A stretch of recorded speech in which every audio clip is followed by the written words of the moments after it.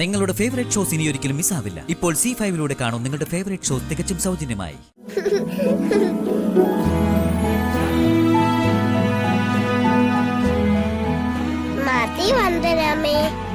വർഷന്റെ കല്യാണത്തിന് ദീമുള്ള എല്ലാവരും നോക്കണ്ടേ?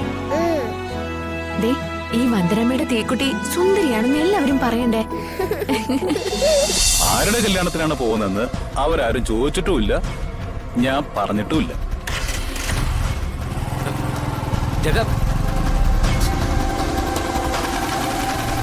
ഇവനത് എന്ത് ഭാവിച്ച?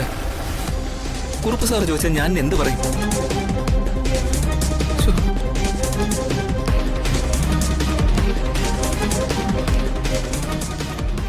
അല്ല, ജഗനെവിടെ? കല്യാണത്തിന് പോകുന്നെന്ന് പറഞ്ഞ് ഇപ്പൊ അങ്ങോട്ട് ബൈക്കിൽ കയറി പോയതേ ഉള്ളൂ. ആ, ബൈക്കിലാണെങ്കിൽ ബൈക്കില് എങ്ങനെയെങ്കിലും ഓഡിറ്റോറിയത്തിൽ വന്നാ മതി അല്ലേ? അത് ഈ കല്യാണത്തിനാണോ ജഗൻ പോയതെന്ന് എനിക്ക് സംശയമുണ്ട്.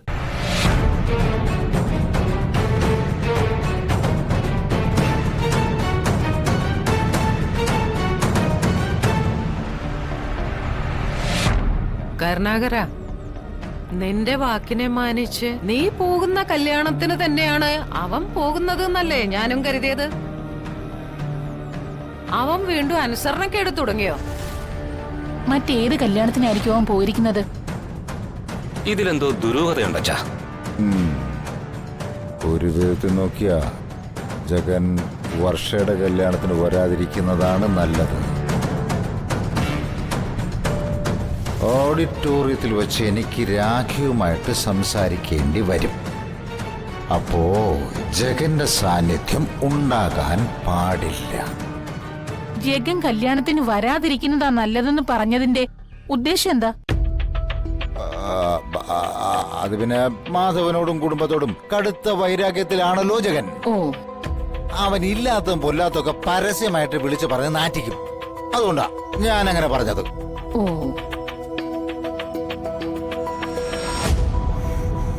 എന്നാ പിന്നെ സമയം കളയണ്ട, ബാ നമുക്ക് ഇറങ്ങാം. വാ വാ.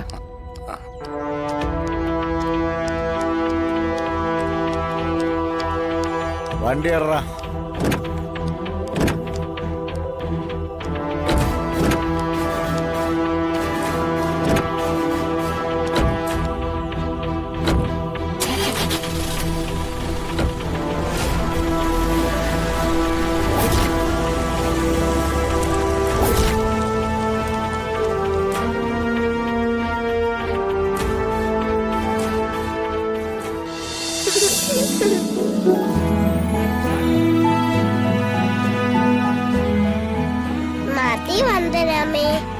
വർഷന്റെ കല്യാണത്തിന് ദീമുള്ള എല്ലാവരും നോക്കണ്ടേ?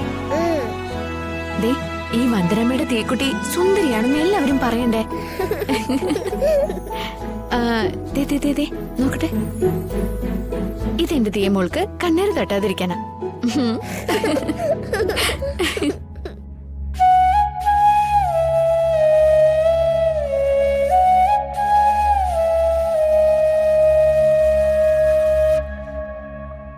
അമ്മേ മഹാമായെ, കല്യാണം എന്ന് കേൾക്കുമ്പോ ആദ്യ ഉള്ളില് വന്ദനമോളുടെ കല്യാണത്തിന് കണ്ണീര് കുടിച്ചതിന്റെ കയ്പ് ഇതുവരെ മാറിയിട്ടില്ല. ഇപ്പോഴും ചങ്കിലൊരു പെടച്ചില്ല. ഞങ്ങളുടെ വർഷമോൾക്കെങ്കിലും നല്ലൊരു ജീവിതം കൊടുക്കണേ ദേവി. വർഷയ്ക്കും ഭർത്താവിനും യാതൊരു ദോഷവും സംഭവിക്കരുതേ.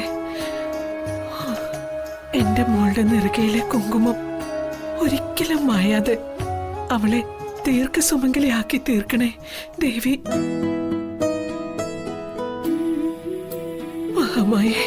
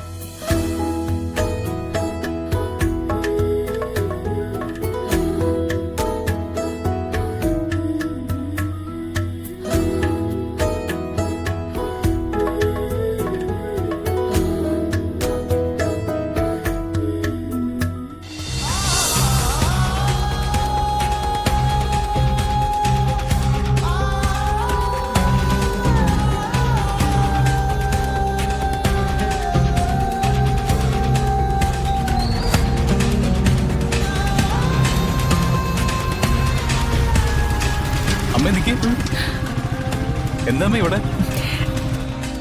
ഇന്ന് മോളുടെ കല്യാണമല്ലേ? കല്യാണമായിട്ട് ഇവിടെ നിൽക്കണം.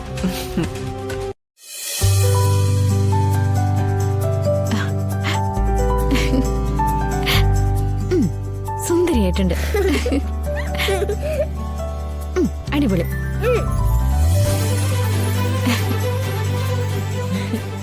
ആഹാ, ദിയമോള് സുന്ദരിയായല്ലോ.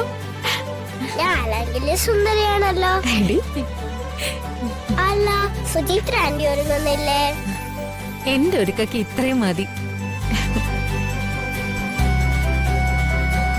വിലപിടിപ്പുള്ള കൺമഷി, സ്ലൈഡ്, ലിപ്സ്റ്റിക്ക് ഇതൊന്നും പാടില്ലെന്ന എന്റെ ഭർത്താവിന്റെ കൽപ്പന. പ്രകാശേട്ടന്റെ പണം അങ്ങനെയൊന്നും ചെലവാക്കരുതല്ലോ.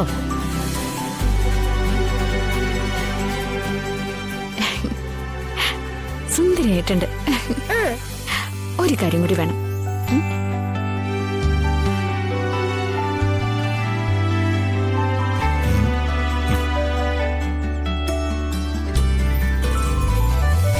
മനോജ്,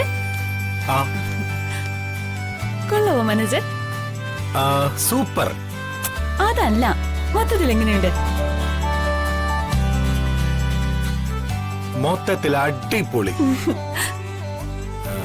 നിന്റെ അച്ഛൻ കുറുപ്പും അമ്മയൊക്കെ കല്യാണത്തിന് വരുന്ന, പ്രത്യേകിച്ച് ആ ജിതേന്ദ്രൻ ചേട്ടന്റെ ഭാര്യ വിദ്യ. കുറ്റങ്ങളും കുറവുകളും കണ്ടുപിടിക്കാൻ അതിമിടുക്കിയ അവര്. അതുകൊണ്ട് മേക്കപ്പിലൊന്നും ഒരു കുറവും വരുത്തണ്ട. വെറുതെ വാചകം അടിച്ചോണ്ടിരിക്കാതെ എന്റെ ആ പച്ച സാരിയും ബ്ലൗസൊക്കെ ഒന്ന് അയൺ ചെയ്ത് വെക്ക്. അതൊക്കെ എപ്പോഴേ അയൺ ചെയ്ത് വെച്ചിരിക്കുന്നു മോളെ.